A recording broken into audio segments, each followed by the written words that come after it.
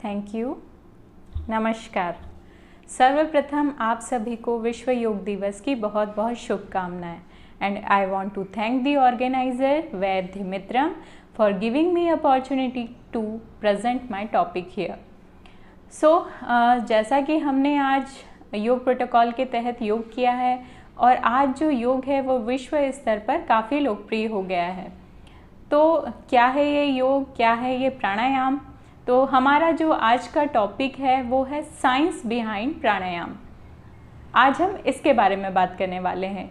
तो योग की दृष्टि से हम देखें और सामान्य लोगों की दृष्टि से हम देखें तब भी योग के बहुत सारे फ़ायदे होते हैं, लेकिन एक रिसर्चर, एक साइंस के स्टूडेंट या फिर एक चिकित्सक की दृष्टि से हमें प्राणायाम को किस तरह से लेना चाहिए, योग को किस तरह से लेना चाहिए, वो हम आज देखेंगे। तो जैसा कि मैंने बताया हमारा टॉपिक है साइंस बिहाइंड प्राणायाम। तो आज हम सिर्फ प्राणायाम के बारे में ही बात करेंगे। और जैसे कि आपने सुना होगा शायद थेरेप्यूटिक योग या तो फिर थेरेप्यूटिक आसन। कभी थेरेप्यूटिक प्राणायाम सुना है? शायद अधिकतर लोगों ने नहीं सुना होगा। तो आज हम थेरेप्यूटिक प्राणायाम के बारे में भी बात करने वाले हैं। तो सबसे पहले हम जो बेसिक है योग का उसके बारे में थोड़ी सी चर्चा करेंगे और उसके बाद आगे बढ़ेंगे। तो जो योग शब्द है ये युजिर योगे कहा गया है उपनिषदों में, जिसका मतलब है जुड़ना या सम्मिलित होना, यानी कि आत्मा का परमात्मा से मिलन भी इसे कह सकते हैं और अलग अलग इसकी परिभाषाएं मिलती है। इसी तरह श्रीमद् भगवद गीता में भी योग से रिलेटेड 3 उक्तियां मिलती हैं। इसमें योग को समझाया गया है। पहली है तम विद्यात दुख संयोगो वियोगम योग संगीतम। इसका मतलब है सभी प्रकार के दुखों या वेदनाओं का नाश हो जाना योग है। इसका मतलब ये होता है कि बड़ा से बड़ा दुख भी आ जाए तब भी इंसान विचलित ना हो। जैसे ये होता है कि हमें कोई भी टेंशन होती है, कोई भी दुख होता है तो बहुत ही इरिटेट हो जाते हैं, एंग्री हो जाते हैं हम लोग। लेकिन जब हम योग करते हैं और तो भगवद गीता के अनुसार सभी प्रकार के दुख समाप्त हो जाते हैं, फिर हमें किसी चीज़ का दुख नहीं रहता है, वो योग है। एक दूसरी उक्ति मिलती है योगः कर्मसु कौशलम। इसका मतलब है कर्म की कुशलता ही योग है। इसका मतलब है कि अगर आप अपना कार्य अच्छे से कुशलतापूर्वक कर रहे हैं तो उसे भी योग की संज्ञा दी गई है। ठीक है, वर्क इज़ वर्शिप ये कहते हैं ना हम लोग भी, तो वो वही है। और तीसरी उक्ति है समत्वम योग उच्यते। इसका मतलब होता है जैसे कि मान लीजिए कि हमें कोई फ़ायदा हो गया, किसी चीज़ से लाभ हो गया तो हम बहुत ज़्यादा खुश हो गए, या तो फिर किसी चीज़ में हमको नुकसान हो गया तो हम बहुत दुखी हो गए। कोई सम्मान मिला तो हम बहुत खुश हो गए, या अपमान मिला तो बहुत दुखी हो गए। तो ये जो कंडीशंस हैं, द्वंद्व वाली कंडीशन होती है कि खुश हो गए सफलता से और असफलता से दुखी। तो जब योग की कंडीशन में क्या होता है कि दोनों ही परिस्थितियों में इंसान समत्व में रहता है, यानी कि बहुत ज़्यादा एक्साइटेड नहीं होगा खुशी से, बहुत ज़्यादा दुखी नहीं होगा असफलताओं से। तो इस तरह की कंडीशन जब होती है कि फ़ायदे में भी वो उसका व्यवहार सब कुछ सेम रहेगा, मन स्थिति सेम रहेगी, और नुकसान रहेगा तब भी उसका व्यवहार और मन स्थिति सेम रहती है, तो ये होता है समत्वम योग उच्यते। तो अब बात करते हैं हम योग की सबसे प्रचलित परिभाषा की। क्या है वो? योगश चित्त वृत्ति निरोधः। तो इसमें क्या होता है, अपने मन की जो वृत्तियां हैं उसका नियंत्रण। इसको ऐसे समझें कि हम देखते ही हैं कि जब भी हम बैठे हैं या कुछ भी काम कर रहे हैं हमारे माइंड में कंटिन्यू थॉट्स आते रहते हैं, वो कभी नहीं रुकते, एक के बाद एक कुछ न कुछ विचार तो चलते ही रहते हैं। तो जब हम उन विचारों को रोकते हैं तो उसे ही योग कहा जाता है। तो जो योग है उसका अल्टीमेट एम होता है ट्रैंक्विलिटी ऑफ माइंड। तो जो चित्त है या मन है उसकी जो वृत्तियों का निरोध है या एकाग्रता है वो हो जाना ही योग है। अब इसको ऐसे समझें, एक एग्जांपल देती हूँ। एक थे सम्राट नेपोलियन, उनके बारे में ये कहा जाता है कि वो इतने एकाग्रचित्त थे कि वो रणभूमि में भी शयन कर सकते थे। इसका मतलब है कि जब युद्ध चल रहा होता है तब कितनी ज़्यादा टेंशन होती है। उस टाइम पे भी वो इतने एकाग्रचित्त और मतलब इतने कॉन्सेंट्रेटेड थे, योग की अवस्था में थे कि उनको उस चीज़ से भी भय या दुख या ऐसी कोई भावना नहीं रहती थी और आराम से शयन कर सकते थे वो। तो ये हुई योग की बात। अब हम बात करते हैं जो हमारा आज का टॉपिक है, साइंस बिहाइंड प्राणायाम। अब पहले ये बात करते हैं कि ये टॉपिक ही मैंने क्यों लिया है, ये मैं बताती हूँ आपको। तो आप ये बताएं कि क्या हम सही तरीके से श्वास लेना जानते हैं, ब्रीदिंग करना जानते हैं? नहीं जानते हैं। अगर आप इस बात से सहमत हैं तो ठीक है, और अगर नहीं सहमत है तो पूछिए क्यों नहीं जानते हैं। देखिए क्या होता है कि जब हम नॉर्मल ब्रीदिंग जब हम कर रहे होते हैं तो इसको ऐसे समझें कि जब पहले क्या होता था, या बचपन का आप समझें, जब बर्थ होती है तब क्या होता है कि हम एब्डोमिनल ब्रीदिंग करते हैं। जब भी जैसे बच्चों को आप देखें तो देख पाएंगे कि कब उन्होंने श्वास ली, कब वो श्वास को बाहर निकाल रहे हैं ना, पूरा जो उनका इंस्पायरेशन है, एक्सहेलेशन है, वो आप क्लियरली देख पाते हैं। और इसी तरह हम भी ऐसे ही करते थे, लेकिन जैसे जैसे बड़े होते जाते हैं हम क्या करते हैं, सिर्फ चेस्ट तक ही एयर को जाने देते हैं, एब्डोमेन तक तो एयर हम जाने ही नहीं देते हैं, कोई एब्डोमिनल मूवमेंट हमको दिखाई नहीं देती है। अच्छा, अभी आप ये देखिए कि जो पुराने समय के 8-10 साल पुराने कोई वीडियोस आप सर्च करिएगा, और या आप खुद भी अगर रिकॉल करेंगे तो आपको ये बात समझ में आएगी जो मैं बताने जा रही हूँ, कि पहले क्या होता था कि हम किसी भी व्यक्ति को, रैंडम पर्सन को देखकर बता सकते थे कि अभी वो इंस्पायरेशन की कंडीशन में है या एक्सपायरेशन की कंडीशन में, मतलब उसने श्वास अंदर ली हुई है या उसने श्वास को बाहर निकाला हुआ है ना। इतनी मूवमेंट होती थी, भले ही चेस्ट में होती थी लेकिन होती थी मूवमेंट। लेकिन अब की कंडीशन क्या है, अब आप क्या किसी को देखकर बता सकते हैं कि उसने अभी श्वास को अंदर लिया है या श्वास को बाहर निकाला है? नहीं बता सकते। आप खुद फील करके देखिए आपके चेस्ट का एक्सपांशन कितना हो पा रहा है, हो रहा है क्या प्रॉपर? नहीं हो पा रहा है। तो ये हुई बात जिसके कारण हमको प्राणायाम के बारे में जानना ज़रूरी है, क्योंकि ये जो हम कर रहे हैं ना कि चेस्ट का एक्सपांशन नहीं होने दे रहे हैं और प्रॉपर जो श्वास है उसको हम अंदर जाने ही नहीं दे रहे हैं। तो इस तरह से क्या होता है कि जब श्वास या एयर ही प्रॉपर तरीके से बॉडी में जा ही नहीं पाएगी तो नरिशमेंट कैसे होगा, ऑक्सीजन कैसे जाएगी बॉडी में। और ऊपर से क्या होता है, आजकल हम अधिकतर घरों में या ऑफिस में अधिकतर बंद में ही रहना पसंद करते हैं, है ना। लॉकडाउन की चीज़ अलग है, उसमें भी आप छत या बालकनी पर जा सकते हैं, लेकिन नॉर्मल रूटीन ही अधिकतर लोगों का ऐसा ही होता है कि हम अधिकतर पैक्ड में रहते हैं, एसी में रहना पसंद करते हैं, है ना। जो प्यूरिफाइड क्लीन एयर है उसको तो हम वैसे भी नहीं लेते हैं, बहुत कम केस में हम लेते हैं, ठीक है। तो उसमें भी क्या होता है कि जैसे जो ट्रैवलिंग है वो तो खैर अलग चीज़ हो गई, क्योंकि उसमें पॉल्यूशन भी रहता है एयर में, लेकिन जो नॉर्मल हम ब्रीदिंग की बात करें या जो एसी वाली कंडीशन जो है, तो उसमें क्या होता है कि हम पैक्ड हैं, हम बंद ही, या नॉर्मल भी अगर फ़ैन वगैरह या जो भी है, तो उसमें क्या हो रहा है कि डीऑक्सीजनेटेड एयर ही हमको बार बार मिल रही है, क्योंकि प्रॉपर वेंटिलेशन का भी ध्यान नहीं रखा जाता है।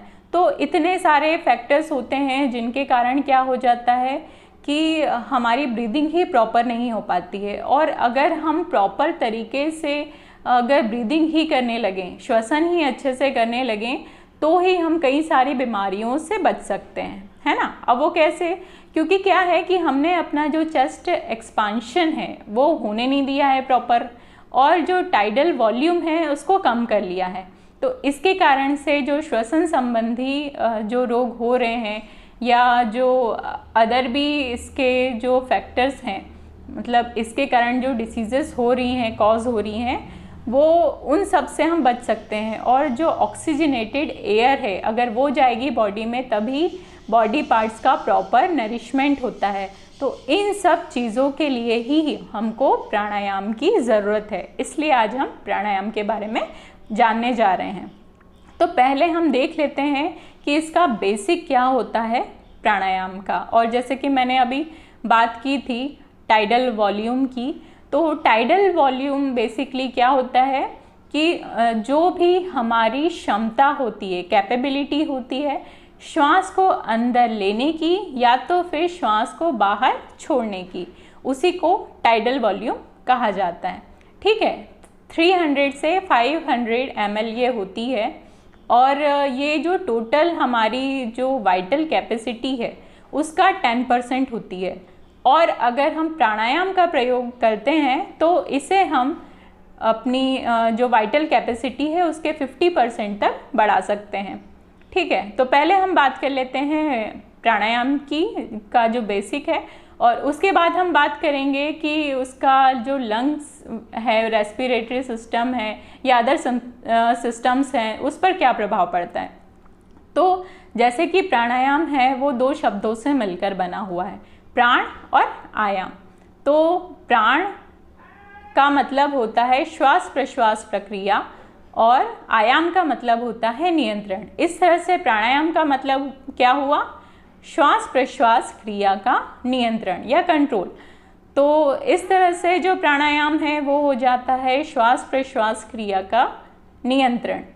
अब ये कैसे होगा, तो बेसिकली प्राणायाम क्या हुआ, टेक्निक्स की वैरायटी है जो कि ब्रीदिंग रेगुलेशन का काम करती है। और इसके माध्यम से फिर हम बात करते हैं कि कैसे इसको करना चाहिए। तो बेसिक तो आप जानते ही हैं कि क्लीन एयर हो और नॉइज़ फ्री और पॉल्यूशन फ्री इन्वायरमेंट होना चाहिए, वहाँ पर प्राणायाम को किया जाना चाहिए। और जैसे प्राण यानी लाइफ को हम कहते हैं, तो आप इसे समझ सकते हैं कि प्राणायाम कितना ज़्यादा इम्पॉर्टेंट है हमारे लिए कि उसको प्राण या लाइफ से जोड़ा गया है। और इसके स्पिरिचुअल बेनिफिट भी हैं, और जो मैंने बताया था योगा का अल्टीमेट एम होता है ट्रंक्विलिटी ऑफ माइंड, तो उसके लिए भी जो प्राणायाम है वो बेनिफिशियल रोल प्ले करता है। प्राणायाम को किसी भी ध्यानात्मक आसन में किया जा सकता है। प्राणायाम में मुख्य रूप से 3 प्रक्रियाएं होती हैं, पूरक, कुंभक और रेचक। श्वास को अंदर लेने की क्रिया इंस्पिरेशन वो होता है पूरक, श्वास को रोकने की क्रिया कुंभक है, और श्वास को शरीर से बाहर निकालने की क्रिया रेचक है। तो इस तरह से ये 3 प्रक्रियाएं होती हैं। और जो योग दर्शन है उसके अनुसार जो कुंभक है उसके 4 भेद किए गए हैं। तो पहला है बाह्य कुंभक। बाह्य कुंभक का मतलब ये है कि जब हम श्वास को बाहर निकालते हैं उस कंडीशन में जब हम श्वास को रोक लें, तो इसमें हम जालंधर बंध का उपयोग कर सकते हैं श्वास को रोकने में कहीं भी। तो श्वास को बाहर निकाल कर फिर जालंधर बंध लगा के उसको रोक लिया जाता है, तो इसे कहते हैं बाह्य कुंभक, क्योंकि श्वास बाहर की तरफ है इसलिए बाह्य कुंभक। दूसरा है आभ्यंतर कुंभक। आभ्यंतर कुंभक की कंडीशन में श्वास को अंदर लेकर इंस्पायरेशन की ही कंडीशन में जालंधर बंध का प्रयोग करके रोक लिया जाता है, इसे कहते हैं आभ्यंतर कुंभक। तो बंध कंपलसरी नहीं है, लगाया जा सकता है, और अगर बंध का प्रयोग करते हैं, मुद्रा का प्रयोग करते हैं, तो जो प्राणायाम है उसके और ज़्यादा बेनिफिट प्राप्त होते हैं। तो जैसे कि हमने आभ्यंतर कुंभक की बात की, इसी के 8 टाइप्स भी होते हैं, वो भी मैं आपको बता देती हूँ, क्योंकि आपने अधिकतर उन्हीं के नाम सुने हुए होंगे कि जो आभ्यंतर कुंभक है जिसमें हमको श्वास को अंदर लेना होता है उसके बाद में रोकना होता है। तो अनुलोम विलोम, उज्जाई, शीतली शीतकारी, भ्रामरी, भस्त्रिका, मूर्छा और प्लाविनी, ये सभी आभ्यंतर कुंभक के ही 8 टाइप्स होते हैं। इसके अलावा तीसरा होता है स्तंभन वृत्ति। स्तंभन वृत्ति में क्या होता है कि हम ये ध्यान नहीं रखते हैं कि अभी श्वास अंदर है या बाहर है, हम कभी भी श्वास को रोक सकते हैं। इसको ऐसे समझे कि जैसे हमने अभी श्वास ली, श्वास को अंदर रोक लिया, उसके थोड़ी देर बाद हम नॉर्मल ब्रीदिंग करने लगे, है ना, और या फिर हम अब हमको लग रहा है कि अब हम श्वास को रोक सकते हैं, लेकिन उस कंडीशन में क्या है, श्वास बाहर की तरफ है, तो फिर हम उसको रोक लेंगे। मतलब इसमें कुल मिला के ये है कि श्वास को रोकना है, चाहे वो अंदर की तरफ हो या बाहर की तरफ हो। हम इसमें ये ध्यान नहीं रखेंगे कि हमको हर बार अंदर की तरफ श्वास आए तभी रोकना है या बाहर की तरफ रहे तब रोकना है। ठीक है, ये आभ्यंतर और बाह्य कुंभक में हम देख चुके हैं। तो इसमें ये होता है कि या तो आभ्यंतर कुंभक कर लें या बाह्य कर लें, कैसा भी करें। ठीक है, तो इसका कोई सीक्वेंस फिक्स नहीं है, तो इसे कहते हैं स्तंभन वृत्ति। तो जैसे कि हमने अभी टाइडल वॉल्यूम की बात की थी, तो ये जो तीनों कंडीशंस हैं, बाह्य कुंभक, आभ्यंतर कुंभक और स्तंभन वृत्ति, इन तीनों ही कंडीशंस में जो टाइडल वॉल्यूम है उसको बढ़ा सकते हैं हम। जैसे हमने बात की थी कि टाइडल वॉल्यूम वाइटल कैपेसिटी का कितना होता है 10%, लेकिन हम उसको योग के माध्यम से 50% तक बढ़ा सकते हैं। ठीक है, तो उसको हम बढ़ा पाएंगे अगर हम ये कुंभक जो है इसका प्रयोग करते हैं। अब फोर्थ पार्ट आता है बाह्य आभ्यंतर विषयाक्षेपी। तो इस कंडीशन में क्या होता है कि जैसे कि हमने श्वास ली, लेकिन उसके बाद क्या होता है कि अब हमको लग रहा है अब हमको श्वास को बाहर निकालना है, लेकिन हम ऐसा ना करते हुए और थोड़ी श्वास को अंदर ले लें, तो क्या होगा, आभ्यंतर जो विषयाक्षेपी जिसकी हम बात कर रहे हैं। और इसी तरह से जैसे हमने श्वास को बाहर निकाल दिया, लेकिन अभी भी अगर हम फोर्स लगाएंगे तो हम फोर्सिबली थोड़ी और एयर को बाहर निकाल सकते हैं। तो ये हो गया बाह्य विषयाक्षेपी। तो इस तरह से इसका टोटल नाम यही होता है, बाह्य आभ्यंतर विषयाक्षेपी। यानी दोनों ही कंडीशन में इसे बाह्य आभ्यंतर विषयाक्षेपी ही कहा जाएगा कि हमने जितनी श्वास लेनी थी वो हम ले चुके हैं, और उसके बाद भी हम जो थोड़ी और श्वास ले सकते हैं वो, और जो हम श्वास को बाहर निकल सकते हैं फोर्सिबली, वो दोनों ही कंडीशन इसमें आती हैं। तो इस तरह से हमने ये 4 टाइप्स देखे हैं, और इसको आप ऐसे समझे जैसे आपने इंस्पायरेटरी रिजर्व वॉल्यूम और एक्सपायरेटरी रिजर्व वॉल्यूम को जानते होंगे। तो इंस्पायरेटरी रिजर्व वॉल्यूम में क्या होता है, यही तो होता है कि हमने जो नॉर्मल ब्रीदिंग की, जो हमारा टाइडल वॉल्यूम है, उससे ज़्यादा अगर फोर्सिबली हम श्वास को अंदर ले लेते हैं, इंस्पायर करते हैं एयर को, तो वो जो एयर की वैल्यू है वो कहलाती है इंस्पायरेटरी रिजर्व वॉल्यूम। और इसी तरह से जब हम श्वास को बाहर निकालते हैं और फिर भी अगर हम फोर्सिबली ट्राई करें तो हम और श्वास को बाहर निकाल सकते हैं, तो ये क्या होता है, एक्सपायरेटरी रिजर्व वॉल्यूम। तो इसी तरह से आप बाह्य आभ्यंतर विषयाक्षेपी कुंभक को समझ सकते हैं, क्योंकि इसमें ना केवल टाइडल वॉल्यूम, इसके साथ ही साथ हमारा जो इंस्पायरेटरी रिजर्व वॉल्यूम है और एक्सपायरेटरी रिजर्व वॉल्यूम है, हम उसको भी बढ़ा सकते हैं अगर हम इस कुंभक का प्रयोग करते हैं। अब देखते हैं हम, और जो अनुलोम विलोम प्राणायाम की अगर बात करते हैं तो इसमें क्या होता है, जो एक फिक्स्ड रेशियो होता है 1:4:2 होता है कि कितना पूरक करना है, कितना कुंभक करना है और कितना रेचक करना है। तो इसको आप ऐसे समझें 1:4:2 को कि मान लीजिए आपने 5 काउंटिंग तक श्वास को अंदर लिया, तो इसका 4 गुना यानी कि 20 काउंटिंग तक आपको श्वास को रोकना है, और फर्स्ट का जो पूरक का 2 गुना यानी कि 10 काउंटिंग तक आपको श्वास को बाहर निकालना है। तो ये इसका फिक्स्ड रेशियो हुआ। इसी तरह से हमने बात की है जो भ्रामरी की या भस्त्रिका की, तो क्या होता है, इनके सबके अलग अलग तरीके होते हैं और अलग अलग इफ़ेक्ट भी होते हैं। और मैं ज़्यादा इसके डिस्क्रिप्शन में नहीं जाऊंगी, क्योंकि आप जानते ही हैं क्या होता है भ्रामरी, क्या होता है भस्त्रिका। भस्त्रिका में हम श्वास को तेज़ी से अंदर लेते हैं, तेज़ी से बाहर निकालते हैं, चेस्ट को पूरा एक्सपांशन देते हैं। भ्रामरी में हम एक रेजोनेंस सा क्रिएट करने की कोशिश करते हैं, ट्रंक्विलिटी की स्टेट में जाने की कोशिश करते हैं। शीतली और सितकारी जो होता है उनमें हम श्वास को मुख से लेते हैं, कूलिंग इफ़ेक्ट काफ़ी देते हैं ये। और साथ ही मूर्छा और प्लाविनी तो आगे की स्टेट हो गई, जो हम योग में समाधि की बात करने जाते हैं तब की बात हो गई है।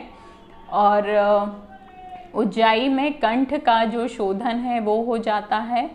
और अब हम बात करते हैं थोड़ा सा रेस्पिरेटरी जो वॉल्यूम और कैपेसिटी की, और इसके बाद हम फिर बात करेंगे जो हमारा थेरेप्यूटिक प्राणायाम है उसके बारे में। सबसे पहले शुरू करते हैं टाइडल वॉल्यूम से। यही नाम हमने बार बार सुना है अभी, है ना। तो ये क्या होता है कि एक अमाउंट ऑफ एयर, जितना भी एयर हम एक जो ब्रीदिंग साइकिल है उसमें या तो श्वास को जब हम अंदर की तरफ लेते हैं वो अमाउंट ले लें, या तो फिर जब हम श्वास को बाहर की तरफ निकालते हैं वो अमाउंट ले लें, तो उसे ही टाइडल वॉल्यूम कहा जाता है ना। और ये रेस्पिरेटरी सेंटर्स के फंक्शन, रेस्पिरेटरी मसल्स और जो लंग का मैकेनिक्स है और चेस्ट वॉल का मैकेनिक्स है उसको ये रिप्रेजेंट करता है। तो अगर ये सारी चीज़ें हेल्दी होंगी तो उतना अच्छा हमारा टाइडल वॉल्यूम रहता है। वाइटल कैपेसिटी के बारे में मैं आपको बता ही चुकी हूँ कि ये 10% होता है और इसे हम बढ़ा सकते हैं। अब बात करते हैं इंस्पायरेटरी रिजर्व वॉल्यूम की।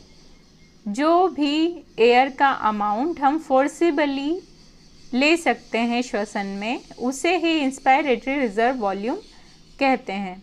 इसकी नॉर्मल वैल्यू 1900 से 3300 ml होती है और ये केवल डीप ब्रीदिंग के टाइम ही यूज़ में आता है। जब हम नॉर्मल ब्रीदिंग करते हैं तब ये यूज़ में नहीं आता है। इसके बाद बात करते हैं एक्सपायरेटरी रिजर्व वॉल्यूम की। ये वो अमाउंट है एयर का जब हम फोर्स से अगर श्वास को और बाहर निकालना चाहें, यानी एक्सपायरेशन की कंडीशन में है, ऑलरेडी श्वास को बाहर निकाला हुआ है लेकिन हम फोर्सफुल श्वास को बाहर निकालते हैं तो उसे एक्सपायरेटरी रिजर्व वॉल्यूम कहते हैं। इसकी वैल्यू नॉर्मल एडल्ट में 700 से 1200 ml तक होती है और ये ओबेसिटी, एसाइटिस या आफ्टर अपर एब्डोमिनल सर्जरी कम हो जाता है। फिर बात करते हैं रेसिड्यूअल वॉल्यूम की। तो जो रेसिड्यूअल वॉल्यूम है वो अमाउंट होता है एयर का जो कि लंग्स में हमेशा बना रहता है और इसे हम किसी भी तरीके से बाहर नहीं निकाल सकते हैं। तो जो इसकी नॉर्मल एडल्ट वैल्यू होती है वो होती है 1200 ml के लगभग। और इसको हम स्पायरोमेट्री से, जैसे कि हम टाइडल वॉल्यूम या इंस्पायरेटरी रिजर्व वॉल्यूम और एक्सपायरेटरी रिजर्व वॉल्यूम को हम मेज़र कर सकते हैं, लेकिन जो रेसिडुअल वॉल्यूम होती है इसको केवल नाइट्रोजन वॉशआउट या इस टाइप की जो रेडियोग्राफिक मेथड्स हैं इसके द्वारा ही मेज़र किया जाता है। इसको डायरेक्ट मेज़र करना पॉसिबल नहीं होता है। इसके बाद है कुछ कैपेसिटीज़, जैसे इंस्पायरेटरी कैपेसिटी, जो एयर हम नॉर्मल ब्रीदिंग में जितनी मैक्सिमम एयर हम इनहेल कर सकते हैं तो वो हमारी इंस्पायरेटरी कैपेसिटी हो जाती है। तो जो टाइडल वॉल्यूम है और इंस्पायरेटरी रिजर्व वॉल्यूम है अगर उसको हम ऐड कर दें तो वो मैक्सिमम पॉसिबल इंस्पायरेटरी कैपेसिटी हो जाती है हमारे लिए, क्योंकि उसके बाद उससे ज़्यादा एयर हम श्वसन में अंदर नहीं ले सकते हैं। इसके बाद बात करते हैं टोटल लंग कैपेसिटी की। तो जितनी भी एयर लंग्स में रह सकती है मैक्सिमम वो टोटल लंग की कैपेसिटी हो गई। जैसे इंस्पिरेटरी कैपेसिटी में हमने देखा था कि श्वसन के माध्यम से हम कितनी मैक्सिमम एयर को इंस्पायरेशन कर सकते हैं उसका, तो वो हो गई इंस्पायरेटरी कैपेसिटी। लेकिन टोटल लंग कैपेसिटी क्या है कि मैक्सिमम एयर कितनी रह सकती है वो, तो उसके लिए क्या होगा, tidal volume, inspiratory reserve volume, expiratory reserve volume और रेसिडुअल वॉल्यूम। अगर इन सभी को टोटल कर दिया जाए तो ये हो जाता है टोटल लंग कैपेसिटी। ये बढ़ जाती है एम्फाइजेमा वगैरह जैसी ऑब्स्ट्रक्टिव कंडीशंस में, और जो चेस्ट वॉल एबनॉर्मेलिटी या काइफोस्कोलियोसिस की कंडीशन है इनमें कम हो जाती है। अब बात करते हैं वाइटल कैपेसिटी की। तो ये जो वाइटल कैपेसिटी होती है ये टोटल अमाउंट ऑफ एयर होता है जो कि हम उसको बाहर निकाल सकते हैं। किस कंडीशन में, जब हम मैक्सिमम इन्हेलेशन कर चुके हों, यानी कि जो हमारी इंस्पायरेटरी कैपेसिटी थी हमने उतनी श्वास को अंदर ले लिया जितना हम मैक्सिमम पॉसिबल श्वास को अंदर ले सकते हैं, उसके बाद में हम जो टोटल अमाउंट ऑफ एयर को बाहर निकाल सकते हैं, इसमें नॉर्मल एक्सपायरेशन भी हो गया और फोर्सिबली भी हम जितनी एयर को बाहर निकाल सकते हैं वो कंडीशन। तो इसकी वैल्यू कितनी होती है, 4800 ml होती है ना। तो इनको ऐड करने से हम निकाल सकते हैं हमारा जो टाइडल वॉल्यूम है वो इंस्पायरेटरी रिजर्व वॉल्यूम और एक्सपायरेटरी रिजर्व वॉल्यूम। तो ये हो गई वाइटल कैपेसिटी की बात। और अब बात करते हैं फंक्शनल रेसिडुअल कैपेसिटी की। ये जो एयर है, जब हम नॉर्मल ब्रीदिंग कर लिए, अब रेसिडुअल वॉल्यूम तो लंग्स में है ही, इसके अलावा जो एक्सपायरेटरी रिजर्व वॉल्यूम है वो भी लंग्स में रहेगी, है ना। और इसमें क्या होता है कि उसके थ्रू हम फंक्शनल रेसिडुअल कैपेसिटी को निकाल सकते हैं। इसकी नॉर्मल वैल्यू 1800 से 2200 ml होती है। ये एकदम नॉर्मल ब्रीदिंग की कंडीशन होती है, इसमें हम फोर्सिबल कुछ नहीं कर रहे हैं। और फोर्सिबल नहीं कर रहे हैं इसलिए हम जो लंग्स जो एक्स्ट्रा अमाउंट है लंग्स में उसको हम बाहर नहीं निकाल रहे हैं, इसलिए ये रेसिडुअल वॉल्यूम के साथ ही और ज़्यादा लंग में रह रही है। तो इसमें भी अगर जो चेस्ट का और लंग्स का इनर और आउटर इलास्टिक रिकॉइल बैलेंस होगी तो फिर इस कंडीशन में जो FRC है या फंक्शनल रेसिडुअल कैपेसिटी है वो किसी एफर्ट पर डिपेंड नहीं करती है। और इसमें जैसे ये नया वर्ड है रिकॉइल्स, तो ये जो रीबाउंडिंग कैपेसिटी होती है, जैसे वर्ड है ना इलास्टिक, जैसे इलास्टिक होता है हम खींच देते हैं वो वापस आ जाता है, इसी तरह से लंग्स में भी ये कैपेसिटी होती है कि वो जब एयर हम उसको अंदर लेते हैं, श्वसन करते हैं, तो चेस्ट एक्सपांशन होता है और फिर वो वापस अपनी पुनः स्थिति में भी आ जाता है। इस टाइप से जो चीज़ें होती, तो जो चेस्ट वॉल है यानी लंग्स के बाहर का पार्ट और लंग्स के अंदर का पार्ट, इसके बीच में अगर बैलेंस बना रहेगा, जो प्रेशर बैलेंस कह लीजिए, तो फिर उस कंडीशन में जो फंक्शनल रेसिडुअल कैपेसिटी है वो एफर्ट पर रिलाय नहीं करेगी। अब ये एक पिक्चर है डिफरेंट लंग वॉल्यूम्स और कैपेसिटीज़ को इसमें एक जो है ग्राफ के माध्यम से और समझाया गया है कि इसको कैसे आप समझ सकते हैं शॉर्ट में। अब हम बात करते हैं कुछ जर्नल्स की। तो इसके बारे में हम कुछ रिसर्चेस देखेंगे जो कि जर्नल्स में पब्लिश हुई हैं और इसके बाद फिर हम बात करेंगे थेरेप्यूटिक प्राणायाम के बारे में। तो फर्स्ट रिसर्च देखिए, आप देख सकते हैं effect of pranayama and Omkar chanting, है ना। तो इसमें क्या किया हुआ था कि जो कॉलेज गोइंग स्टूडेंट्स हैं उनको लिया गया डिफरेंट ग्रुप्स में और उसके बाद में ये देखा गया कि जो प्राणायाम का जो सेशन ये लेते थे तो उस सेशन के जस्ट पहले और जस्ट बाद में क्या चेंजेस हुए।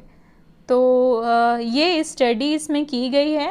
तो जैसे कि आप देख सकते हैं कि कंसंट्रेशन, मेमोरी और कैंसिलेशन इसमें लिखा है इन्होंने। तो इस पर इन्होंने इन तीनों चीज़ों में ये देखा कि जो कैंसिलेशन लिखा है ये जो फटीग है उसको मेज़र करने के लिए लिखा है ये, क्योंकि कैंसिलेशन एक उन्होंने क्या किया, इसमें तीन चीज़ें हैं। जैसे आप ये देखें कि कॉन्सेंट्रेशन को कैसे मेज़र किया, मेमोरी को कैसे किया और ये कैंसिलेशन क्या है, फटीग इससे कैसे देखा। तो कॉन्सेंट्रेशन देखने के लिए उन्होंने क्या किया कि 4 डिजिट को 2 डिजिट से मल्टीप्लाई करने वाले क्वेश्चंस दिए। मैक्सिमम 2 मिनट का टाइम दिया कि कितने क्वेश्चंस स्टूडेंट्स अटेम्प्ट कर पाए और कितने राइट थे कितने रॉन्ग थे। इसी तरह से मेमोरी के लिए उन्होंने एक टेबल पर ऑब्जेक्ट्स रख दिए और फिर 2 मिनट का टाइम दिया और फिर उसको लिखने के लिए कहा। इसी तरह से जो कैंसिलेशन लिखा है इसमें क्या किया कि जो लेवल ऑफ फटीग को देखने के लिए इंग्लिश के ही जो अल्फ़ाबेट्स हैं उनको रैंडमली अलग अलग अरेंज करके प्रिंटेड उनको दे दिया और सेलेक्ट कर दिया कि A, S और H इन 3 वर्ड्स को वो कैंसिल करें। तो इस तरह से उन्होंने जब जो रिज़ल्ट देखा तो ये कंटिन्यूशन में जो इसका स्टडी पीरियड था पूरा उन्होंने इसी टाइप से किया कि प्री एंड पोस्ट सेशन ये चीज़ें वो करवाते थे। तो ये जो रिज़ल्ट रहा ये हाईली सिग्निफिकेंट रहा, यानी इससे पता चलता है कि जो प्राणायाम है वो कंसंट्रेशन, मेमोरी और जो फटीग है उसको फटीग को कम करता है और कंसंट्रेशन और मेमोरी को बढ़ाता है। इसी तरह से देखिए दूसरे रिसर्च है मुद्रा एंड बंध।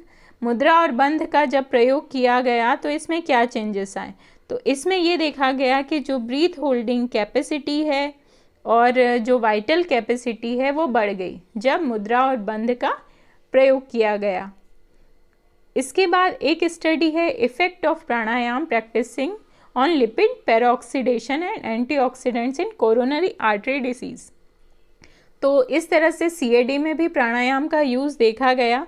तो इसमें क्या पता चला कि जो प्राणायाम है उसकी प्रैक्टिस करने के बाद में और जो ड्रग थेरेपी के साथ में दिया गया तो ये एंटीऑक्सीडेंट एंजाइम्स की एक्टिविटी को बढ़ा देता है और लिपिड पेरोक्सीडेशन को कम कर देता है। और इससे क्या होगा, सेल्यूलर डैमेज से हम बचते हैं, क्योंकि जो लिपिड पेरोक्सीडेशन होता है यही ऑक्सीडेटिव स्ट्रेस को कॉज करता है। और ऑक्सीडेटिव स्ट्रेस मेनली क्या है, इसमें क्या होता है, फ्री रेडिकल्स होते हैं। तो अगर जैसे कि हमने देखा कि प्राणायाम एंटीऑक्सीडेंट्स को बढ़ाता है, तो ये जो ऑक्सीडेटिव स्ट्रेस की कंडीशन आती है इस डिसीज़ में, तो उसमें जो फ्री रेडिकल्स निकले हैं अगर उसको हम प्राणायाम के माध्यम से जो बढ़े हुए हमारे पास एंटीऑक्सीडेंट्स हैं उनसे अगर हम न्यूट्रलाइज कर देंगे तो फिर ये सेल्यूलर डैमेज नहीं कर पाते हैं और इस कारण से कोरोनरी आर्टरी डिसीज़ से भी बच जाएंगे। और साथ ही अगर हम एजिंग की बात करें, जीरियाट्रिक की बात करें, तो उसमें क्या होता है, यही चीज़ें तो होती हैं। एजिंग जो होती है वो फाइनली होती कैसे, ऑक्सीडेटिव स्ट्रेस के कारण ही होती है, फ्री रेडिकल ज़्यादा मात्रा में होने लगते हैं।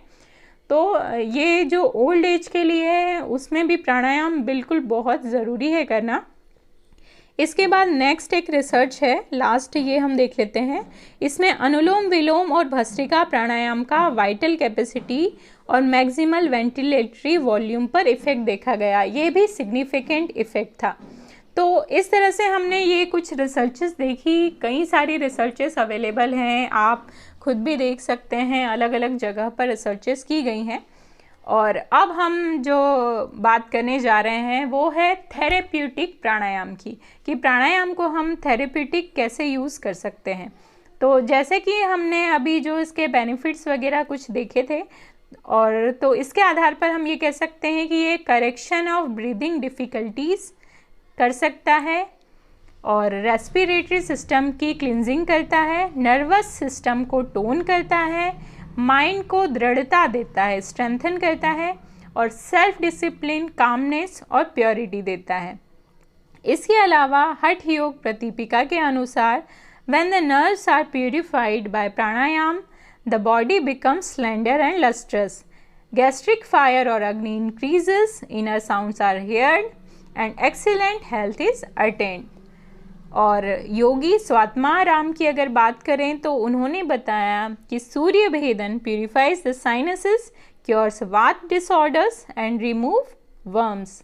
Ujjayi is said to cure the disorders of kapha as and of the dhatus. Sitkari creates an inevitable condition of body where there is no hunger, thirst, sleep or lassitude. Sheetali relieves colic, splenomegaly, fever and bile disorders. Hunger and thirst be elevated and even the most dangerous of poisons are neutralized. Bhastrika has the capacity to cure disorders of kapha, pitta and vata and helps to increase the अग्नि। और इसी तरह से प्राणायाम nervous system के central और peripheral level पर neural functions का improvement करता है और सिंपैथेटिक और पैरासिम्पैथेटिक सिस्टम को बैलेंस करता है। इस तरह से ऑटोनोमिक नर्वस सिस्टम भी बैलेंस्ड हो जाता है। अब बात करें नाड़ी शोधन प्राणायाम की, तो 72,000 नाड़ी और उनकी शुद्धि के लिए है नाड़ी शोधन प्राणायाम, यानी क्लिनजिंग ऑफ नर्वस सिस्टम। देखिए, जिस तरह से किसी पाइप में पानी को जब अपोजिट डायरेक्शंस में बार बार फ्लो करते हैं तो वो पाइप को जल साफ कर देता है उसी तरह से जब ऑल्टरनेट नॉस्ट्रिल ब्रीदिंग करते हैं नाड़ी शोधन या अनुलोम विलोम प्राणायाम के द्वारा, तो क्या होता है, लेफ्ट नॉस्ट्रिल से श्वास लेने पर राइट ब्रेन और राइट नॉस्ट्रिल से श्वास लेने पर लेफ्ट ब्रेन की क्लींजिंग होती है। मतलब ये सेरिब्रल क्लीनिंग का भी काम करता है और इससे एक बैलेंस्ड पर्सनैलिटी बनती है। और आप जानते ही हैं कि right brain artistic creative approach करता है और लेफ्ट ब्रेन एनालिटिकल और कैलकुलेटिव। तो आप समझ ही गए होंगे कि कब हमको सूर्य भेदी प्राणायाम का यूज़ करना है और कब हमको चंद्र भेदी प्राणायाम की ज़रूरत है। तो इस तरह से कई सारे साइकोफिजियोलॉजिकल डिसऑर्डर्स जो कि हेमिस्फेरिक या ऑटोनॉमिक इम्बैलेंस के कारण होते हैं और लर्निंग डिसेबिलिटीज़ आदि में हम प्राणायाम को ट्रीटमेंट की तरह यूज़ कर सकते हैं। इसी तरह से conscious deep and regular breathing can synchronize and reinforce inherent cardiovascular rhythms and modify baroreflex sensitivity. इस तरह से ये इमोशनल लेवल को भी सही करते हैं। Right nostril breathing sympathetic nervous system को एक्टिवेट करती है और ऑक्सीजन कंजप्शन को बढ़ाती है, जबकि left nostril breathing sympathetic activity को कम करती है और वोलर गैल्वेनिक स्किन रेजिस्टेंस को बढ़ाती है।